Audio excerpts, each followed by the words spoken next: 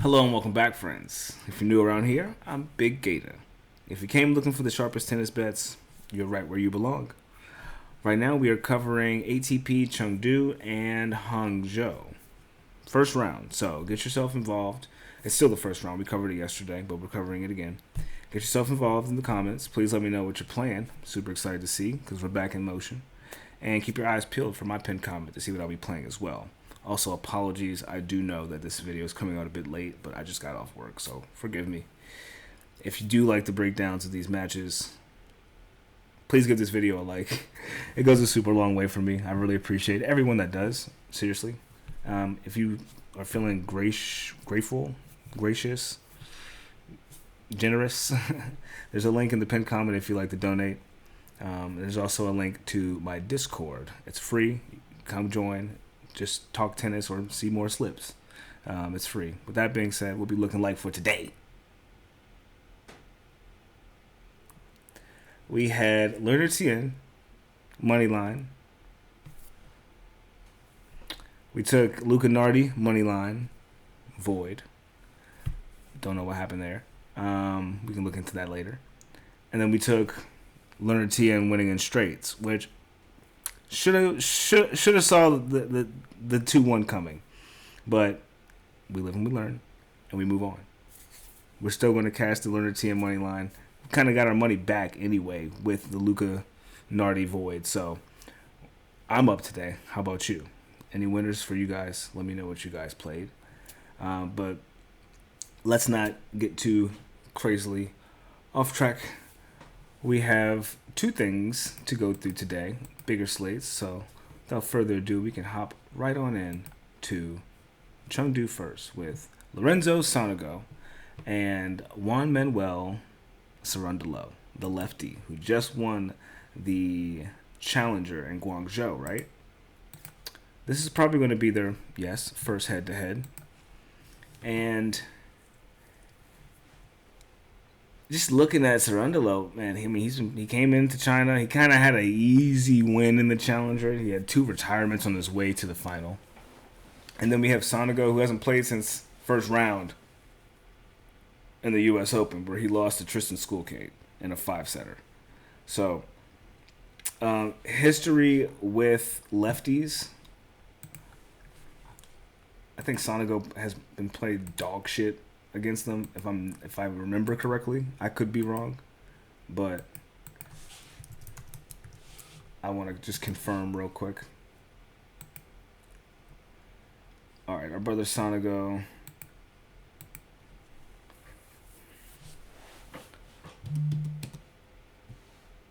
He is 2-8 this season against lefties. 2-8.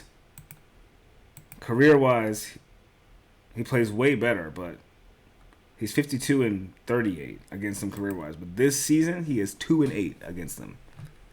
They have his card. He had a negative season last season too, going 4-6. So he's on the decline when it comes to playing against these lefties. Over the past 52 weeks, he's 2-8 though. Losing to Shelton and Umper back-to-back. Was able to beat Tien, but lost to Cam Norrie. Lost to Shapovalov and Manarino. So I really could see Cerundolo being a problem. I'm not going to lie to you. I can see Cerundolo getting a set.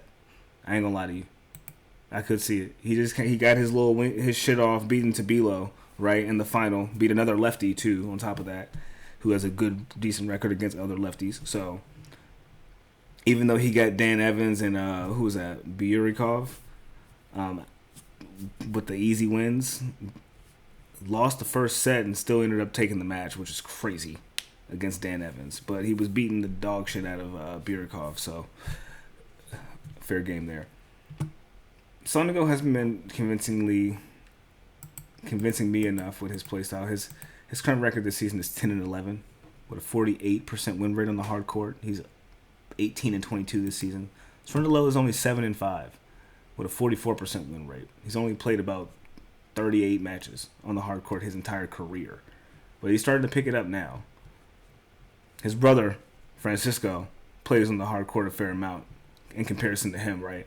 And maybe he's picked up a few things. He's 44-24 this season, mostly on the clay, where he has a better win percentage than Sonego, but he's been playing at a challenger level, so we'll see how that translates later as he moves his way further into the top 100. Currently at 72, mind you, Cerundolo is, and Sonego is sitting at 44. So, all that being said, I still think this dude gets a set. I like the lefty Cerundolo. I fuck with most lefty players, but Cerundolo, I think he can get a set here, or he might even cause a surprise. You never know. He's only a favorite. He's not the favorite. He's plus 160, so it would be some smoke to take him. But it's gonna be a sweat. You know it's gonna be a sweat whenever there's a Sonego match involved. There's always a sweat involved. So I would say take him, but it's first round, and Sonego hasn't been doing too great in the first round recently. So maybe take him. We'll see how we feel about it. Let's move on though. Our next match is going to be Filip Misolic going against our boy Giovanni Mpetshi Perricard. We got to talk about Gio, man. This is going to be their second head-to-head, where Misolic has beaten him in the prior matchup they had in a challenger on the clay back in 2023. Went to a 3-setter. Misolic dropped the first set and ended up coming back winning the next 2. Funny enough, Gio is ranked 36, and Misolic is ranked 92.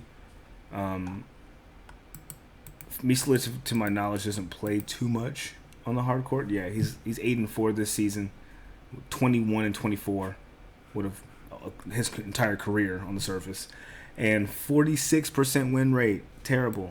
Gio has a 57% win rate, going 9-10 this season. So not that much better. But he's 17-19 across all surfaces. Peep this. Misolic is 50-19 across all surfaces. So the win percentage is just higher. Looking at probably return percentage, Gio is the one with the lower return percentage. He hasn't produced, or there's some stat where he hadn't produced a break point in over 120 consecutive games, which is many a matches, my friends. I'm not going to sit here and do the math in my head right now. Oh, and I haven't yet, but someone let me know in the comments. We got some math whizzes out there. Anyway, I would stay away from this match. It's a first rounder. Gio should probably win in straights, to be honest, but you could never be too short with this guy nowadays. If he can get if the boy can just learn how to return and use his athleticism to return better, he would be in the conversation so much more. But we get what we get. And that's just that. So we'll move on as well from that one. And next we have Jordan Thompson going against another lefty that we just spoke about, Alejandro Tabilo. And this is also going to be their second head-to-head, but their head-to-head was also 2 years ago, but on the hard court in Indian Wells. And Tabilo won in straight sets, 6-3, 7-6. Now, Jordan Thompson has a pretty decent record against lefties. He's like, at least this season, he wins some, he loses some. It's probably like 3-4 or something like that, up in the air. But yeah, ballpark. But he's good against them. He's not terrible against them. He could either win it or lose it usually. So that's a 50% win rate is kind of good. Tabilo has been playing decently well since transitioning on to the hard courts so far this season. He didn't do too well in the U.S. Open, but hey, what can you do against Zverev in the first round, right? What can you do? Tabilo is 10-10 on the hard this season, 16-17 across all surfaces.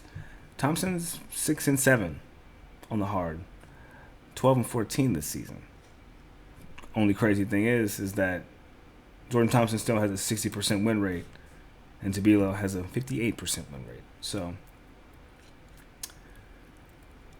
tough to say how this is going to go as well for me. Tabilo did have to go through qualies, and he did just come from a Guangzhou challenger, but he is about 28 years old. He should be in good shape for it, right? He's not playing in a Masters anymore. He's had 2 weeks to relax. Not really. He played through those challengers, so both of these guys did, if I'm not mistaken. Nope. Thompson hasn't done shit since his Davis Cup match against Zeppieri Bergs, which was like 4 days ago. So he's well rested as well,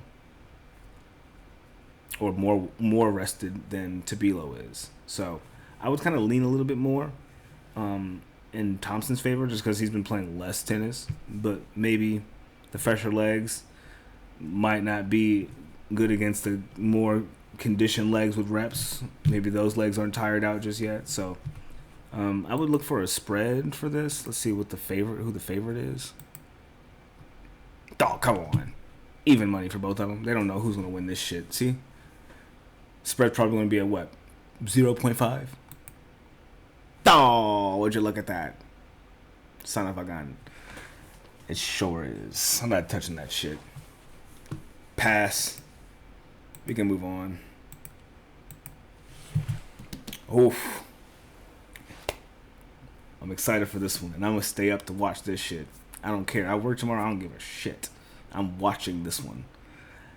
Big Scary Terry Atmane going against Dino Prizmic.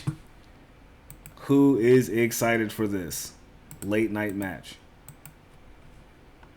Late night for me. I'm in America on the East Coast, so it's going to be coming on at probably 1 a.m. my time. Let me see. 2:10 a.m. Oh my gosh.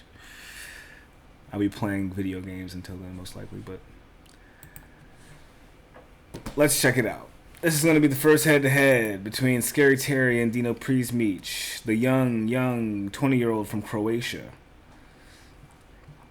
Prizmic has been playing pretty fucking well on the hard court, made to the final, and that one challenger in Poland, if I'm not mistaken, lost in the final against Kamil Majchak, who later got injured in the U.S. Open. He ended up losing to Mutet in the Davis Cup a few days ago. So that's a bit promising because that's a lefty, right? And I don't think Prizmic has beaten a lefty this entire season, if I'm not mistaken. I could be wrong there, but I could also just verify it right now, too.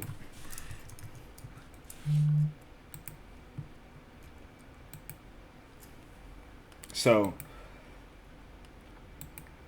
against lefties this season, he is 2-1. I'm sorry. And the people that he beat were ranked 431 and 201. Now that Scary Terry is a top 100 player, let's see how many wins he has against top 100 players.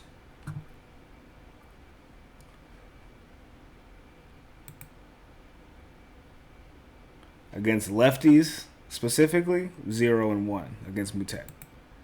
2-5 though this season. So 2-5 is pretty convincing for me to say, hey, you're not going to beat this guy.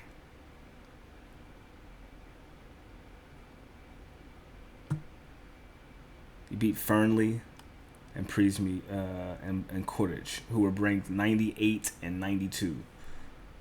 Let me see, someone in the top 50, because I kind of look at Scary Terry in good form like a top 50 player. You guys can disagree with me, but as far as that goes, he's 0-3.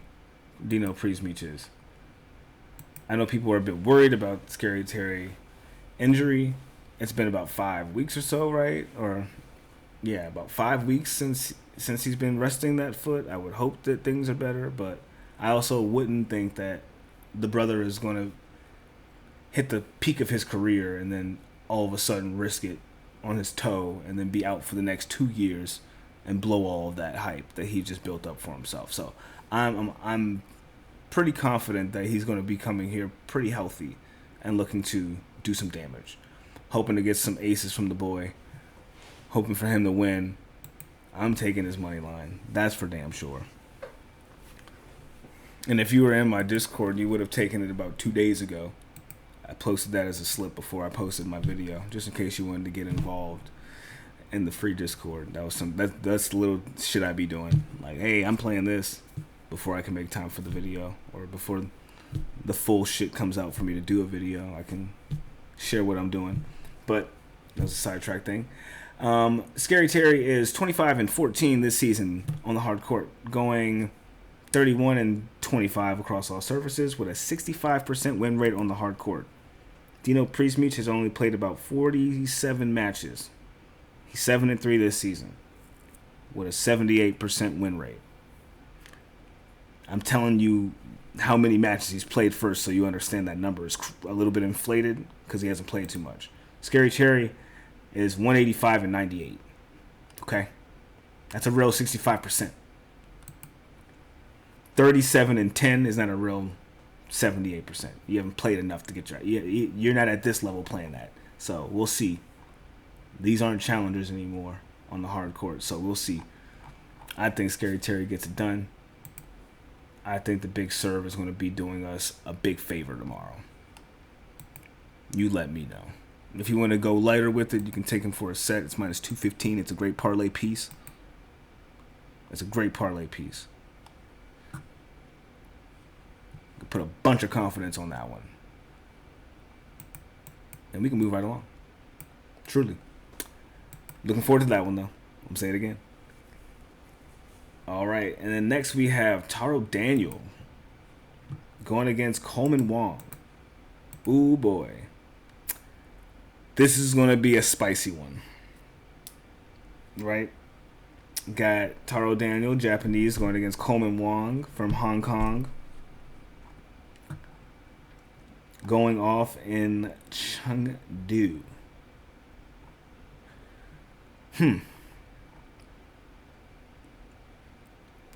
Well, Coleman Wong made it, to the third round of the U.S. Open? But he was balling, wasn't he? He was looking good out there. Got to Rublev and lost in the 5-setter. But damn, he was battling for that shit, boy. Then we have Taro Daniel, who has been qualifying himself through, beating Billy Harris and James Duckworth in Chengdu so far. Lost in the first round of the Guangzhou Challenger, and also lost in the second round of the qualies in the U.S. Open, losing to Jean-Leonard Struff in a 3-setter. Coleman Wong is going to win this match. He's minus 225 to win. Yeah, this is going to be a... Let's see what the spread is. Minus 3.5? Minus 2.5? I don't love it. I like the money line, though. Minus 225 is a decent price. I'd put actually, that's a good price for it. That's fair. It's fair. Just looking at their stats real quick, though, for us. Taro Daniel is 7-15 on the hard this season, going with a 55% win rate.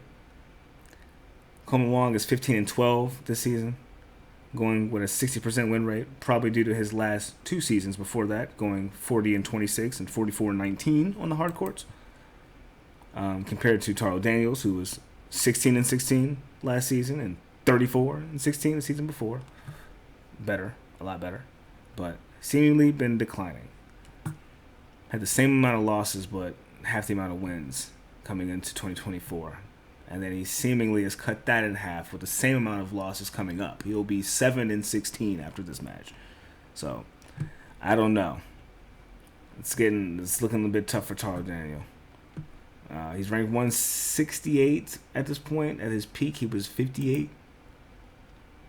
Coleman Wong is ranked 149. I think that he's... It's crazy that's only his rank, because you feel like he should be in the top 100 or close to it, closer than 149. Well, there's a lot of players out here, but I just thought he would be a lot higher in rank. It's crazy. Yeah, they're only about 19 ranks apart, but I think that Coleman Wong's a bit better, just a bit better. and he'll be on in his home country. And I know there's a bit of a disadvantage for Taro Daniel being Japanese in China at a sporting event, I'm sure. I'm just that might be a wild assumption. I don't know, but I can tell you with confidence that there will be a lot of support behind Coleman Wong. So definitely looking forward to how well he will be playing in that upcoming situation this evening. But I would like to see though how well he does do in China. Let's see how well Coleman Wong plays in China.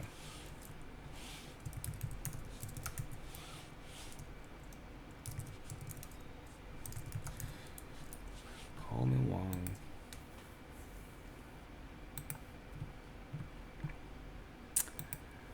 Sorry.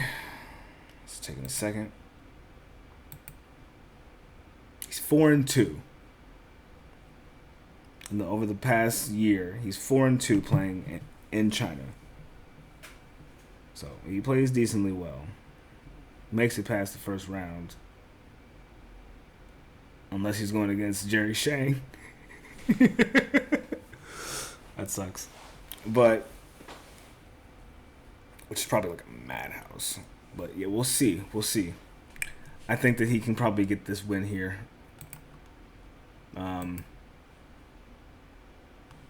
Yeah.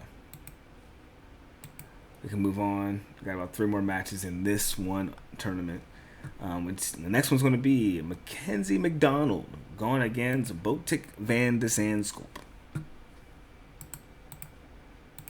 This will be their third head-to-head, with their most recent one being in Den Bosch on the grass last season in a 3-setter and McDonald's way, going 6-4, 4-6, 6-2. And before that, it was in the Australian Open, second round.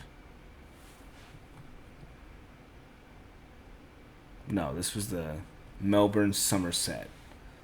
And it was 6-2, 7-5 Botic's way. But that was back in 2022, so... Yes, it was his hard court win, but it was too long ago for it to matter now. Now...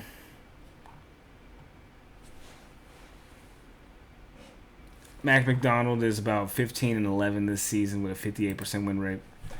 Botic is 12-8 this season with a 58% win rate, going 24-24 across all surfaces. Mac is 27-22, playing a bit better, but the win percentage is still in Botic's favor career-wise at 61 compared to McDonald's, which is at 55. That aside, though, Botic did make it to the final in Winston-Salem, but didn't do much in the first round of the U.S. Open. That was maybe his goal, maybe to get the money. I don't know. He tried to win that match in the final, but and also tried to win against Holger Rune, but he's been on a 3-match losing streak since Winston-Salem, and that's not too strong.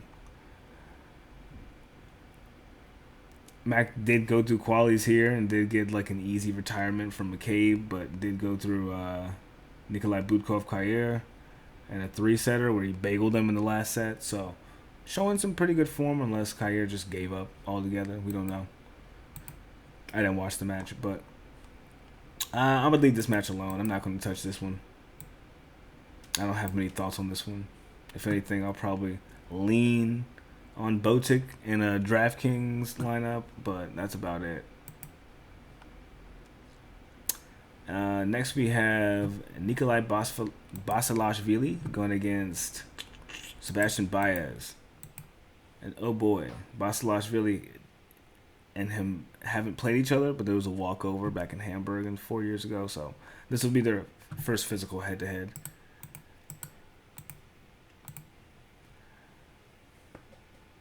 So Nikolaos is 13-10 on the hard courts this season, going 33-25, having a pretty decent season.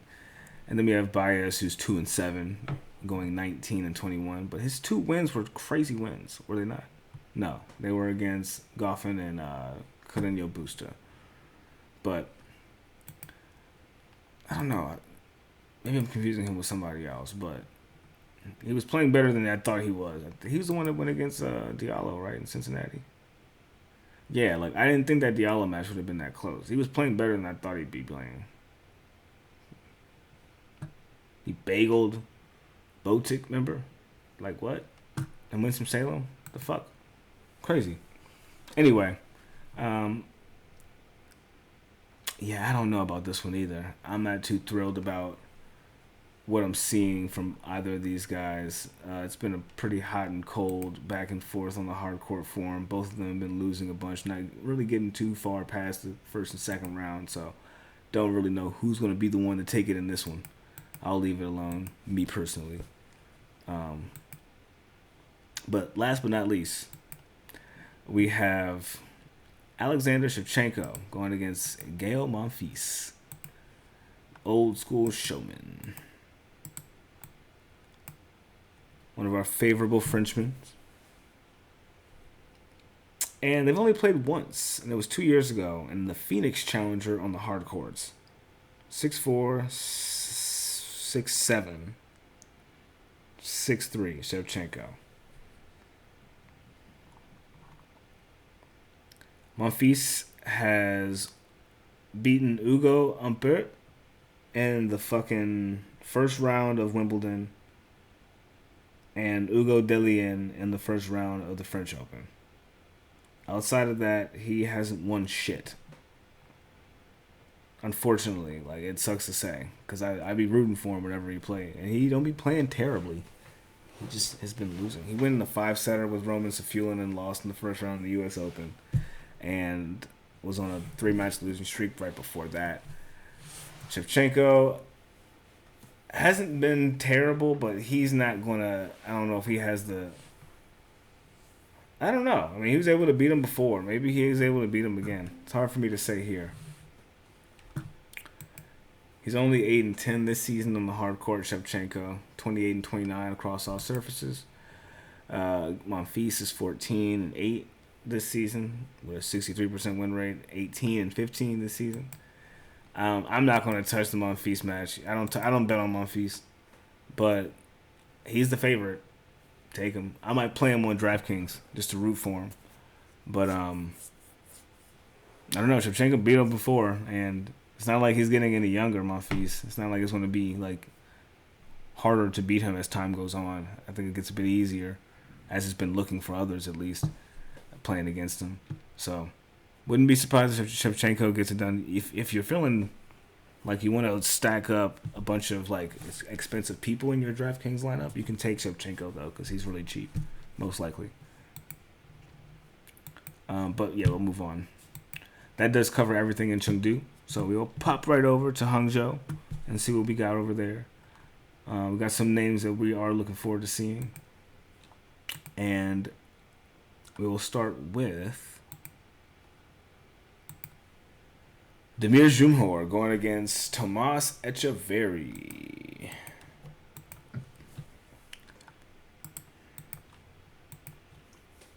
And this is so funny. Both these guys, I feel like, play on the clay a lot, and they've never played each other, not once. So surprising. They're 5 ranks apart. Both of these guys are like clay players, and I don't know, they've never seen each other on a court. That's great. And they're playing for the first time on the hard court. What? Anyway, Dzumhur had a Davis Cup match where he's been losing on clay, but I don't know how that's going to translate over. He's only 9-8 this season on the hard court. Etcheverry is 8-9, so literally like they're neck and neck in how badly they've been playing, or how few they've been playing, I should say. Win percentage wise, Dzumhur is got a high. He's beaten them by 5%. He's got a 53% win rate on the hard court. Etcheverry's got a 48% win rate because he only has played about 90 or so matches. Dzumhur's played over 250, winning 137 of them. So, safe to say that we can at least get a set from Dzumhur if you're not confident in the guy taking the entire match. I'm always rooting for Dzumhur. He's impressed me many a times with his abilities. So I would favor him. I'm going to probably play him in a DraftKings lineup. He is not the favorite. He's plus 194. They have Etcheverry winning, which honestly, fair play. Etcheverry did go through who recently? Jesper de Jong in the Davis Cup. Ugo Carabelli, but got a set off of Lehechka, but that was it in the U.S. Open. Lost to Felix, but beat Jerry Shang.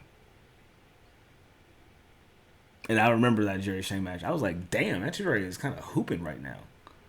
Bro kind of snapping. I didn't know he had it in him like that on the hard courts, but then I was like, oh, okay. Felix showed me that she wasn't talking about nothing. I'm joking. But form-wise, he has been on a bit of a decline. Dzumhur has been plateauing at a pretty decent place. So I do favor Dzumhur. I do. Ranked 68, mind you. Etcheverry ranked 63. On their best days, Dzumhur was ranked 23. Etcheverry was ranked 27. He's got experience on him. Don't forget that. And he knows clay players too. So I think Dzumhur may be a little sneaky win right here, man. Him for a set will definitely be something I'm looking at for today. We'll move on. Next we have Next we have Arthur Cazaux going against Matteo Arnaldi.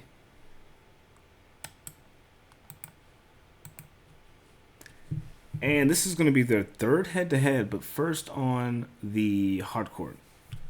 Back in 2019, they played in the French Open. Juniors, I'm assuming. Yeah. Cazaux won 6-2, 6-3. And then they played last year in Barcelona on the clay as well. It went 5-5 in the first set. Matteo Arnaldi Cazaux ended up retiring due to injury. So, just looking at Arnaldi on the hard court so far this season, he is on a 4-match losing streak, starting in Toronto, where he went against Zverev in this third round.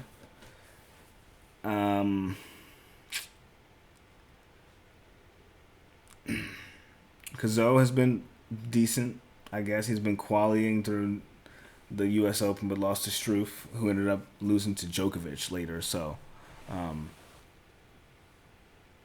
there's that. But he beat Jake Clark and Mark Leal in the qualies. I don't know if that's enough to beat Arnaldi, who's ranked, 73? I might stay away from this one. Just looking at their performances on the hard courts, right? Cazaux is 8-10. Arnaldi's 9-11. 8-20 this season. 21-18 for Cazaux. I'd stay away. I'm staying away, is what I'll say. I'm staying away. But the next match we have is going to be Rinky Hijikata going against Camilo Ugo Carabelli. And this is going to be their first head-to-head. The Australian Rinky Hijikata has been in a bit of a weird losing streak-ish. He's been a bit hot and cold recently, but he did get through Chris Eubanks and Brandon Holt, the two Americans, in the qualies to get through to the first round. And Carabelli lost in straight sets in the U.S. Open to Etcheverry, right? So, first round loss, had some time to recoup, I'm sure, because he had an injury that he was going through. And that injury ended up taking him out of Cincinnati early against Ben Shelton. And it looks like he needed a bit more time to recover because he got bageled in the last set against Etcheverry in the U.S. Open. So hopefully he is in good shape now. I do like how the guy plays. He's pretty good. I do think, though, with the ball striking that he has, there'll be a lot of baselining between him and Rinky. I would probably look at a spread here. I don't really like touching Rinky matches, honestly. He hasn't been too dependable. And Carabelli is the dog at plus 158. 2.58. 2.58. For decimal folks.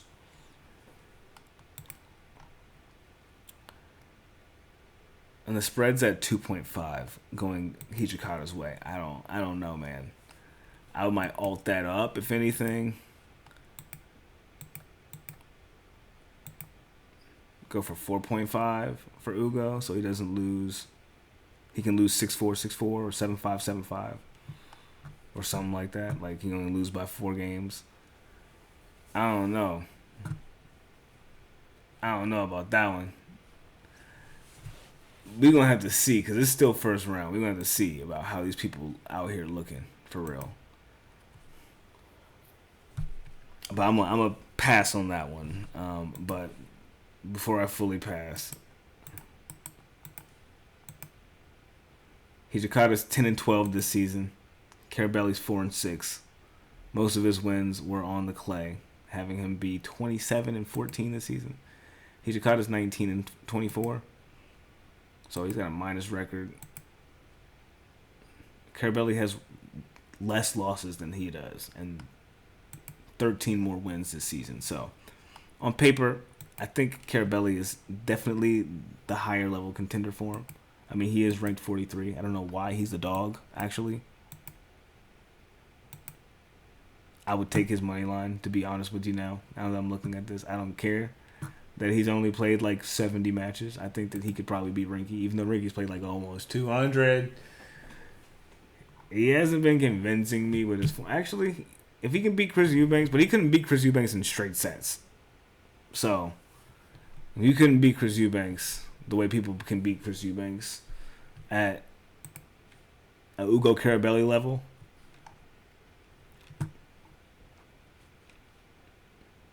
that's all I'm going to say. So I'm leaning a bit on Ugo Carabelli to get that done. He can definitely get us a set. You can bet your bottom dollar.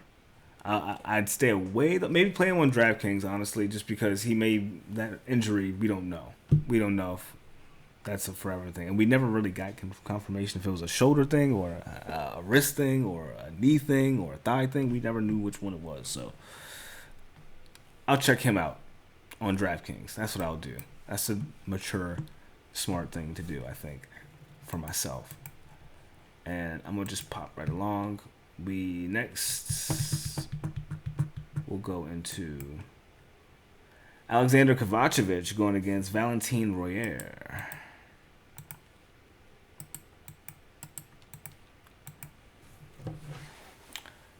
And Kovacevic is 13-11 so far this season.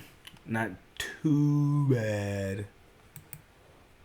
But Royer is 9-16, going 49-22 across all surfaces, mainly clay. And Kovacevic is 30-25, mostly with his wins on the indoor hard court, scoring 12-3 this season. He's got a 60% win rate there. Way better inside than outside, apparently. 3% better, I'll say. But as of recently, he's only had about one win, and that was against Misolic. Misolic, Halis, and Los Cabos. Back in Los Cabos. When he started to get busy in Mexico, but he made it to the final and lost to Dennis. That was perfectly fine by me. That was good playing. He played well all through that shit. And then after that, I don't know what happened to that brother. Once he ran into Tiafoe done did something to him. Because then he lost to Tristan Boyer, Hamad Medjedovic. Won against Misolic, but couldn't beat Kecmanovic or Coleman Wong. So I'm like, what is that telling us? Like, is he going to be able to beat Valentin Royer? Hopefully. He's not even the fucking favorite. He's the dog, bro. Kovacevic, you need to come back and take what's yours, bro. Take your slot back as the favorite in situations like these. You deserve to be the favorite. I know you can get your form back, bro. I'm rooting for you.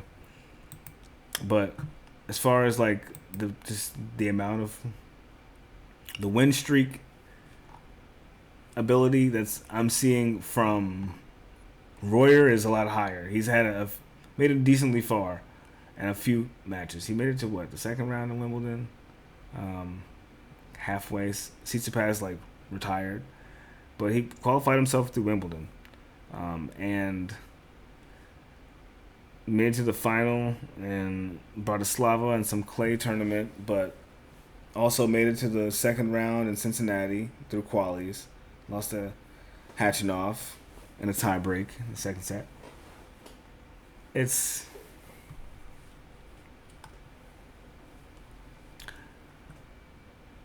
beat Svrcina in quali so far here in China, which definitely is a bit promising.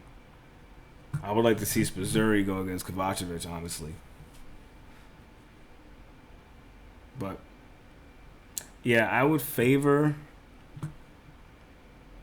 a set from Royer here. It's minus 360, so maybe not worth it. Or even maybe a spread. Minus 1.5, sure. I would go for a plus though for somebody. I would play the plus side of the game spread. Yeah. Yeah, I would play the plus side of the spread, whichever way you would want to go. I would use that as the whoever you think is going to win, give them the plus game spread, and use it as a parlay piece. But I don't think I'll be playing that. Oh shit! I don't know how to say this dude's name. All right. Next we have Giulio Zeppieri going against Fajing Sun. And this is going to be their first head-to-head, surprisingly. The Italian versus the Chineseman. And their ranks are out of this world. Oh my goodness. What in the world? Both of these brothers. I don't know. What is this guy? A wild card or something?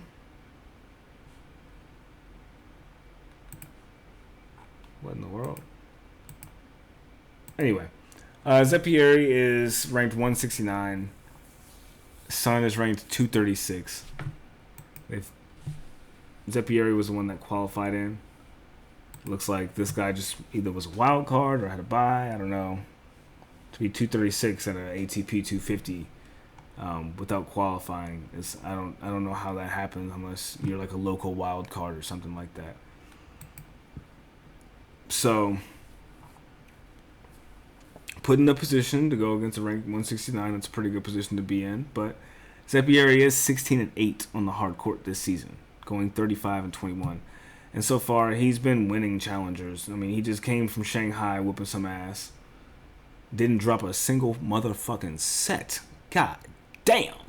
Go ahead, Zeppieri. He retired against Basavareddy. And then came back and continued his winning streak. He never really lost a match.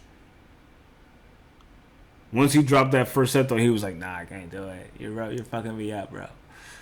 Came back, lost the first set again, and then hasn't dropped a set since then. Svrcina and Draxl both out of here. Draxl's been playing pretty bad. And then let's look at Sun. He's 19-14 with a 57% win rate. He's been hot and cold. He was in New York, couldn't qualify into the U.S. Open. Neither could Zeppieri.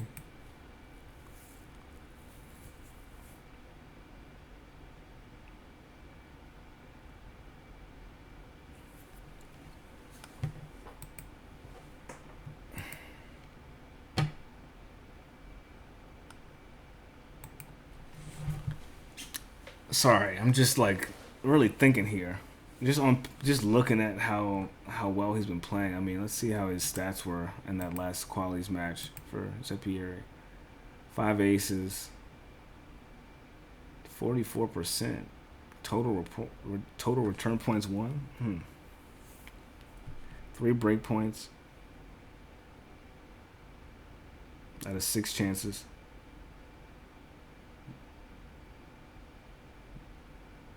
Wasn't generated a break point against him once.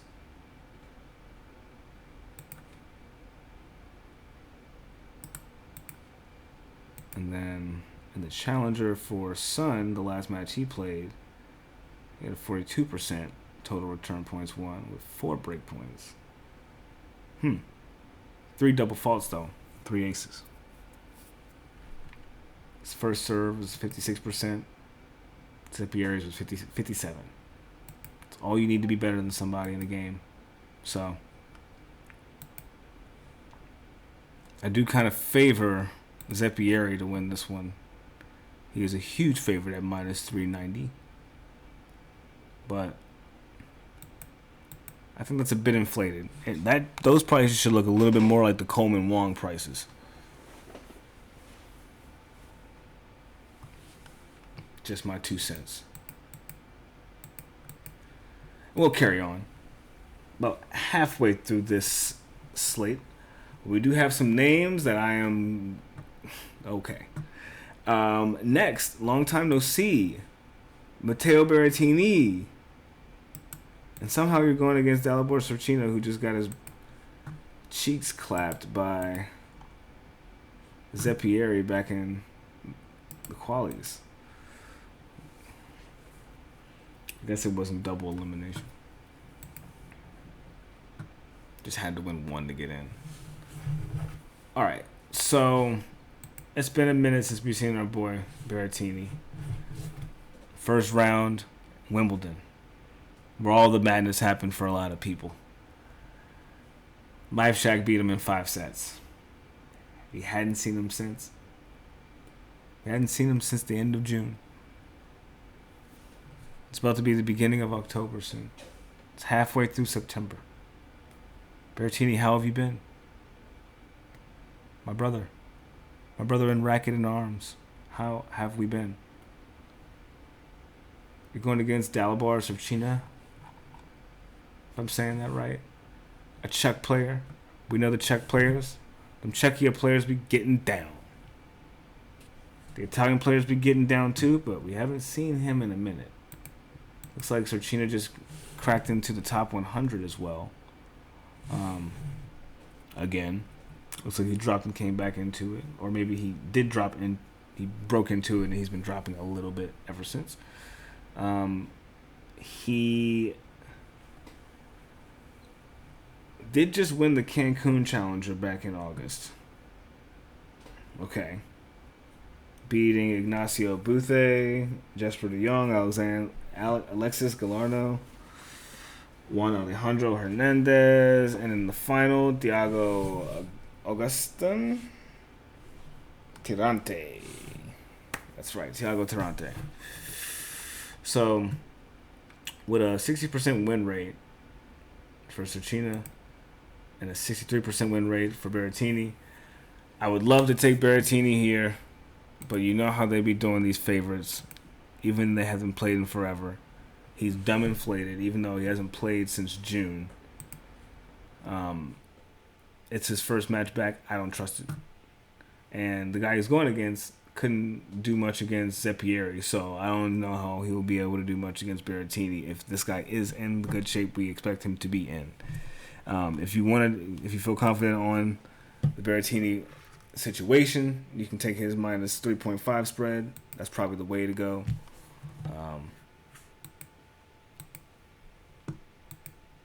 Him winning the first set is minus 210. If you want to take that as well, up to you. Or him dropping the first set, honestly. Because I feel like that could happen. It's been so long, and he hasn't played on a hard court officially in some time, so he could be a bit rusty, just like we saw Leonard Tien a bit rusty, even though he'd been playing on them. So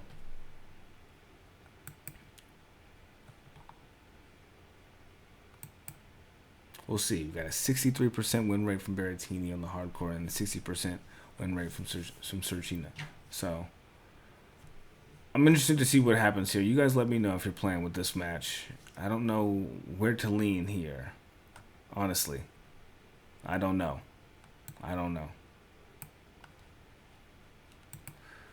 Our next match is going to be Adam Walton going against Sebastian Korda.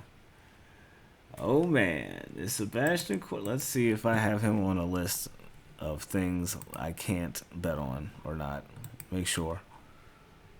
No, but Adam Walton is. Adam Walton is on the iffy players list for me. And no. Sebastian Korda is not on the iffy players list as of yet. He's been given some grace, I guess. He didn't really do us bad, I think. But anyway, let's get into it. These two jokers have never played each other before. Close in age, close in rank. Not close in prize money, though. Sebastian Korda with about 6.5 mil in that prize money. And Adam Walton with about 750K. Ranked 76 is Walton. Ranked 79 is Sebastian Korda. And so far this season, Adam Walton has been playing well. 31-19 on the hard courts with a 66% win rate. But he's an iffy player. And then we have Sebastian Korda, who's 10-6 only this season. Both of these guys have over a 60% win rate, but Adam Walton does have about 5% more over him with 66 compared to Sebastian's at 61. Korda's only 15-12 this season. Walton is 34-26.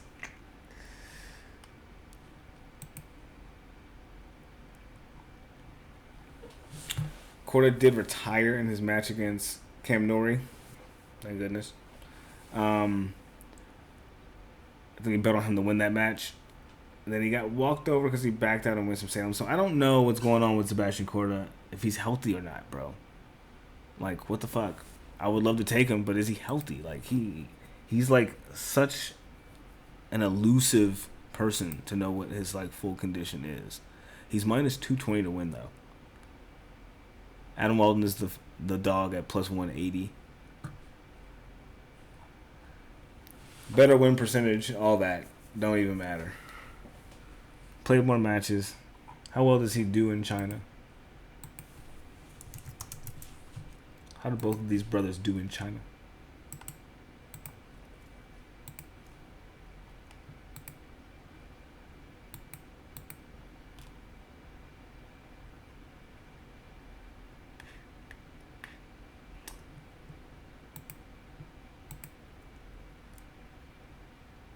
Well, Adam Walton seemingly wins every match he plays when he plays in China.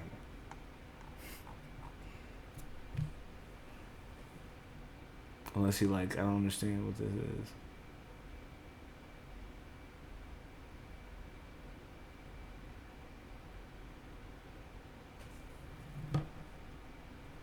Oh no, not versus the country.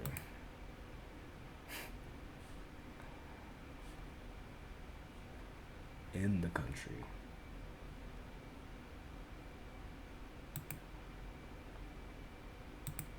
Regardless, I would love to root for Sebastian Korda, but I can't trust what form he's in. I don't know if he's healthy or not. His last two matches ended with a walkover and a retirement. I'd be a fool if I told you to put some money on this man. If you wanted to play him in DraftKings, more than welcome to. But we'll move on. We only got 3 more left. I'll get you guys up out of here. I know you guys are like, can this guy hurry the fuck up? All right, we have Alex Vukic going against David Goffin. This is going to be the third head-to-head, and it will be also on the hard court. Goffin winning earlier this year in Miami in 3 sets. Vukic winning the year before in Brisbane in straights. Man, I don't know, man. David Goffin be throwing me off. I be when I root for him, he can't do it. When I don't root for him, he be doing it. I just can't call it with this guy. It's on me, honestly. I can't be mad at him. I'm going to stay away from the entire match here, but I will give you the information you need to make a decision if you would like. Vukic is 9-16 this season, going 19-30 across all surfaces, ending with a 53% win rate on this surface, the hard. Then we have David Goffin, who is 6-12 on the hard, 10-19 this season across all surfaces, but he has got a 61% win rate. That is 8% higher than Vukic on the hard court. He's got 4 less losses.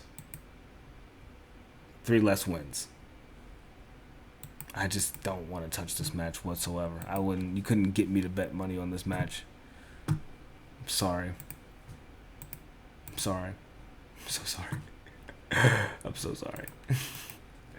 All right, but next we have our boy Nisesh Basavareddy going against Marin Cilic.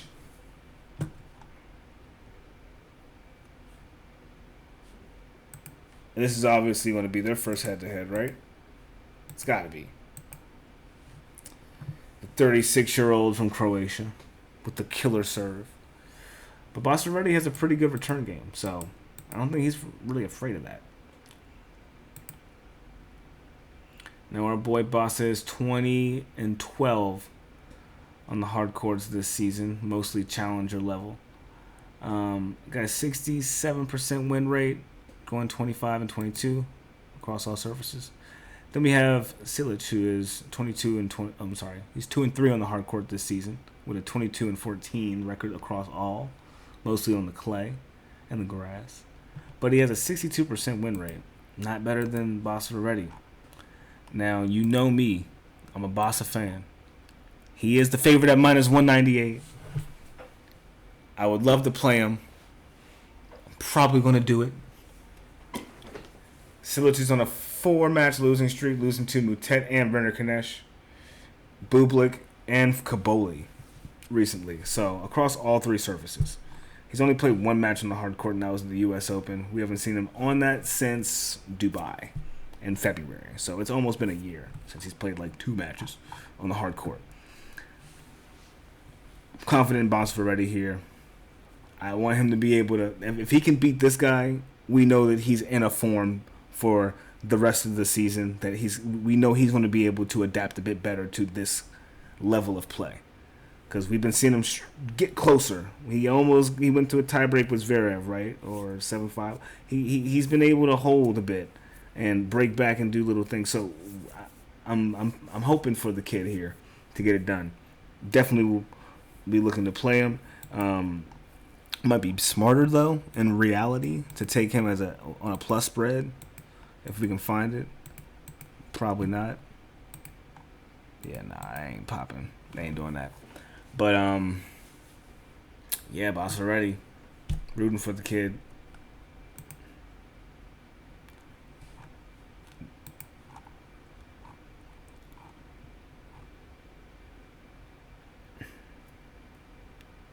The only thing, though, I do want to preface this, because you thought I was going to leave this out, didn't you? Cilic did win this tournament last year, like just last year. Hadn't done much on the hard court, but he did win this shit. Now, in the 14 matches he played on the hard court last year, he won this tournament. He won the 5 he needed to. And he definitely did drop a set in the first round. So, to Zach Svita, who is, I feel like, a Basavareddy at that time. So, this could be more of the same. Jerry Shang did win his match against Zizou Bergs today. Right? So, I'm feeling like if that can happen, the returning champion over here might be able to get it done too. Hate to see. This is what I be saying, bro. Why did I be putting Basavareddy in these weird draws, bro? Why is he got to be the guy to go against the returning champ in the first round? He got a quali in just to go against the returning champ first round, bro. What is this? They be preying on this kid's downfall, bro. Basavareddy, I'm with you, bro. I support you, bro. I don't know how I can do it besides betting on you, but I don't know. They playing with you, bro. We can't even take the plus spread on you. We can only get you for a set, and that's minus 600. This is nonsense, man. Gosh. But last but not least, let's get into it. We have Bu Inchakete going against Shizhen Zhang. This is going to be their second head-to-head where they played in the semifinals here in Hangzhou. Zhang won 7-6, 6-4 just last year.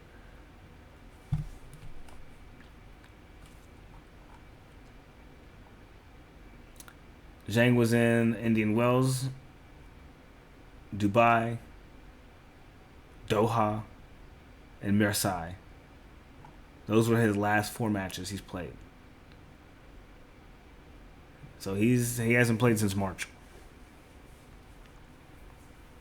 Boo lost first round to Valentin Royer in straights in the U.S. Open. And then lost in the quarterfinals in Winston-Salem to Botic BDC. So, what the hell's going to happen here? Hopefully, Boo can get a set and win and get another set. I would hope so. I would truly hope so. He beat you in the semifinals last year. You better get your get back. He's minus 280 to win. Honestly, this could be a crazy one. This might be a 3-setter. It's plus 140 to go to 3 sets. I don't know too much about Zhang, but you can find out a little bit. Boo was, 9 and 13 this season? Jesus. Zhang is 1 and 7. Last season he was 9 and 12. Boo last season was 40 and 14, but couldn't beat him in the semis. Crazy. So, Boo has a 70% win rate on the hard courts still, somehow. And Zhang has a 52% win rate on the hard courts. So, not one of his... It's his second best surface, but it's not like he does too great on it. He's only played about 12 matches this season. I don't know if that means he's going to be fully healthy. I don't know if that means he's been waiting to come back and play here. I don't know what the motivation would be for him to participate in this match. I'm a bit lost on it, but I would like to think that Boo gets this done here. I'll be playing him on DraftKings when it comes to that, though. And that should be every motherfucking thing. Sorry, that took so long. But yeah, first round, you know how we do it. That's how it goes. That's how it fucking goes. So, with that being said, I want to thank you guys for just tuning in for this long fucking video. I doubt you'll have the time to even watch it. You will, but you'll have to catch it soon. I'm going to probably drop a video tomorrow morning for the videos the day after today, like later, Friday night, or Saturday morning, Friday morning. Yeah, I'll try and get it done before I have to work tomorrow. When I wake up, all the matches are done. I somehow woke up, went to work, and the TN match was still going on, so that was good. But let me know what you guys are playing. I'm glad to be back. Glad TN can get a win for us. Hopefully he wins the whole thing, but we'll see. I'll catch you guys in the next one, all right? Peace. Love you all.